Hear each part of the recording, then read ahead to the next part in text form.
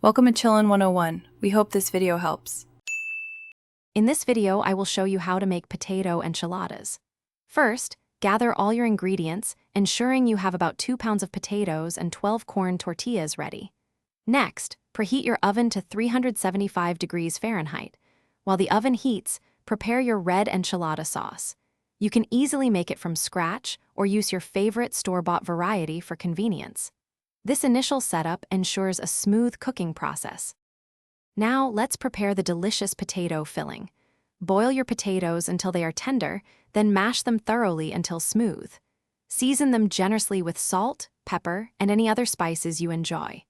Next, gently warm your corn tortillas in a pan or microwave. This makes them pliable and prevents tearing when rolling. Finally, spread a thin layer of enchilada sauce on the bottom of your baking dish. It's time to assemble your enchiladas. Take each warm tortilla and spoon about 1/4 cup of the seasoned mashed potato mixture down the center. Carefully roll each tortilla tightly and place it seam side down in your prepared baking dish. Once all tortillas are rolled, generously cover them with the remaining enchilada sauce and a good amount of shredded cheese. Bake your potato enchiladas in the preheated oven for 20 to 25 minutes, or until the sauce is bubbly and the cheese is melted and golden brown.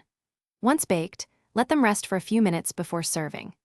Garnish with fresh cilantro, a dollop of sour cream, or some crumbled cottage cheese for extra flavor. And hey, life's too short for a stinky car, so check the description for a link to Little Tree's black ice and other great deals. Thanks for watching. Consider subscribing if we helped you.